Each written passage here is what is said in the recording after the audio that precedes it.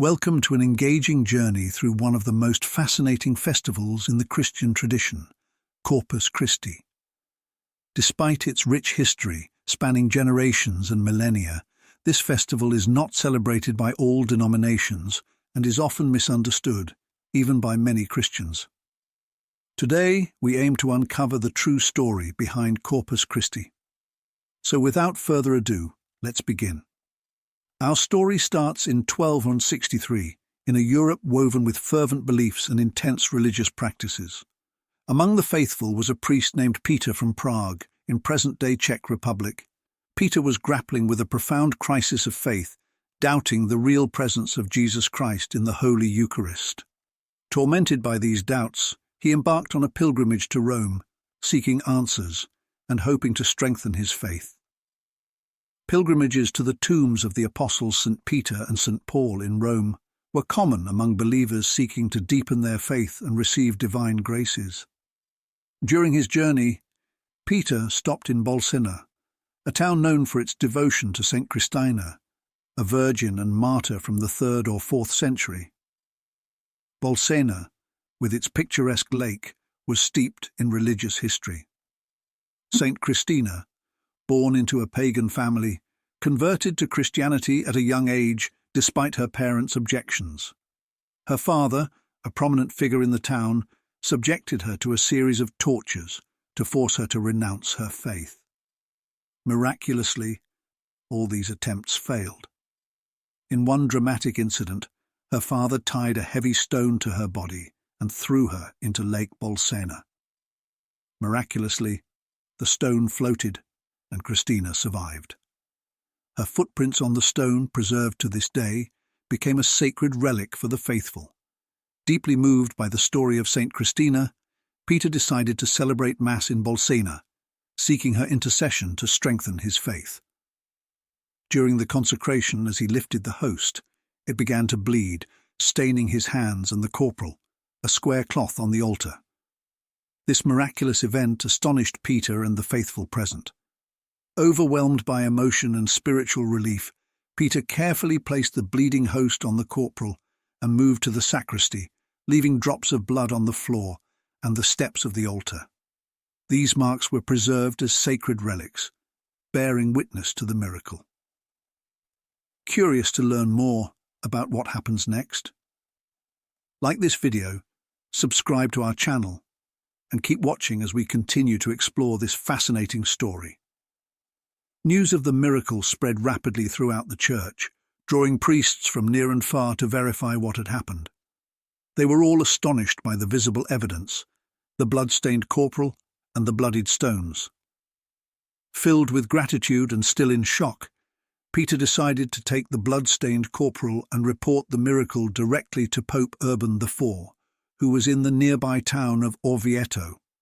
Upon arriving in Orvieto, Peter recounted the event in detail to the Pope. Deeply moved, Pope Urban IV recognized the miracle as a divine sign of the real presence of Christ in the Eucharist. He recalled the vision received by St. Juliana of Liège, who had foreseen the need for a specific feast to celebrate the Eucharist. Let's pause here to delve deeper into this intriguing story. St. Juliana of Liège played a crucial role in the origin of the Feast of Corpus Christi. In the early 13th century, Juliana, a young nun of 16, began experiencing mystical visions revealing the need for a special celebration dedicated to the Eucharist. In one vision, she saw a bright white disk with a dark spot on one side. This image intrigued her deeply, and she spent many years in prayer seeking to understand its meaning.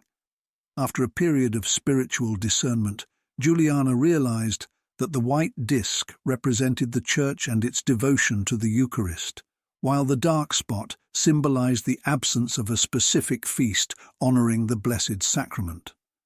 Although Holy Thursday commemorated the institution of the Eucharist, it was also associated with the sorrow of Christ's Passion. Juliana understood that Jesus desired a joyful and solemn feast dedicated exclusively to the glory of the Eucharist. Initially reluctant to reveal her visions, Juliana hesitated for 20 years before finally sharing her experience with a trusted priest named Jacques Pantaleon. He believed in the authenticity of Juliana's visions and encouraged her to spread her message. However, Juliana eventually died, and her visions faded into obscurity. Years later, Jacques Pantaleon became Pope Urban IV. Upon hearing Peter's account, Pope Urban IV immediately recognized the significance of the miracle. Recalling Juliana's vision, he saw it as a divine sign affirming the need for a feast dedicated to the Eucharist. Determined to verify and spread the news, he took swift action. To confirm the miracle, Pope Urban IV assembled a group of trusted theologians and experts, including the renowned St. Thomas Aquinas and St. Bonaventure. These wise and holy men were sent to Bolsena to investigate the occurrence and examine the relics. They conducted a thorough analysis of the blood-stained corporal, the bloodied stones, and gathered testimonies from those who witnessed the miracle. Once the authenticity of the miracle was confirmed, the theologians returned to Orvieto with the precious relics, including the blood-stained corporal. The news had already begun to spread, and a growing crowd of faithful joined the procession as it advanced.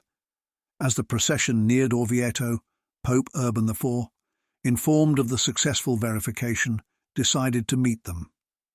Accompanied by clergy and church dignitaries, he knelt in adoration before the Eucharist represented by the miraculous relics. Reverently receiving the blood-stained corporal and the consecrated host, he led the procession towards the city. This event marked the first Eucharistic procession, which would become a central element in the celebration of Corpus Christi. Convinced by the theologians' verification and the profound spiritual significance of the event, Pope Urban IV established a solemn feast to honor the Eucharist, thus beginning the tradition of Corpus Christi. Recognizing the significance of the Bolsena miracle, Pope Urban IV decreed the creation of the Feast of Corpus Christi. He emphasized the need to reaffirm faith in the real presence of Christ in the Eucharist, especially during a period when various heresies questioned this doctrine. The Pope saw the feast as a means to strengthen the faith of the faithful and promote Eucharistic devotion. To ensure the new celebration was marked by a rich and deeply spiritual liturgy, Pope Urban IV enlisted some of the most renowned theologians of his time to compose the hymns and prayers for the solemnity. Among these theologians were St. Thomas Aquinas and St. Bonaventure, intellectual and spiritual giants of the 13th century. When the time came to unveil the hymns, all the theologians gathered in the presence of the Pope. St. Thomas Aquinas, known for his profound scholarship and spirituality, was the first to present his composition. He began to recite his hymn, Lauda Sion. This hymn, through richly crafted verses, expresses the belief in the real presence of Christ in the Eucharist and the reverence due to this sacrament. St. Thomas's performance was so marvelous and inspiring that the other theologians remained silent, deeply moved by the perfection and spirituality of his words. In a gesture of humility, each of them tore up their own manuscripts, acknowledging that St. Thomas's hymn perfectly captured the spirit and purpose of the new feast. Thus, Lauda Sion became the official hymn of the Feast of Corpus Christi. This event not only highlighted the extraordinary theological and poetic skill of St. Thomas Aquinas, but also underscored the unity and humility among the greatest theologians of the Church in recognizing the most suitable work to glorify the Eucharist. The first celebration of the Feast of Corpus Christi, instituted by Pope Urban IV, marked a moment of profound devotion and joy in the Church. The festivity was meticulously planned to emphasize the importance of the Eucharist and reinforce faith in the real presence of Christ in the Blessed Sacrament. The inaugural celebration of Corpus Christi featured a solemn Eucharistic procession, an event that would become a central tradition of the feast. During this procession, the Blessed Sacrament was carried through the streets in a monstrance, allowing the faithful to worship and honor the presence of Christ in the Eucharist. The city of Orvieto, where Pope Urban IV was temporarily residing, became the epicenter of this celebration. To highlight its importance in the history of Corpus Christi, a magnificent cathedral was constructed to house and preserve the blood-stained corporal, the main relic of the Bolsena miracle. The Cathedral of Orvieto, known as the Duomo di Orvieto, began construction in 1290, a few years after the institution of the feast. This cathedral is a masterpiece of Italian Gothic architecture, with a richly decorated facade and impressive interiors. The first celebration of Corpus Christi and the construction of the Cathedral of Orvieto are intertwined events that established a lasting legacy of Eucharistic devotion. They commemorate the Bolsena miracle and the vision of St. Juliana of Liège, continuing to inspire and strengthen the faith of many Christians. These events reaffirm the centrality of the Eucharist in the life of the Church and the spirituality of the faithful. It's important to note that some religions may choose not to believe in or observe the Corpus Christi holiday for various reasons. Different faiths have their own beliefs and religious practices, which may not include the celebration of the Eucharist or the veneration of the host and wine as the body and blood of Christ. Additionally, theological and interpretative differences regarding the nature of the Eucharist and the Bible's teachings exist.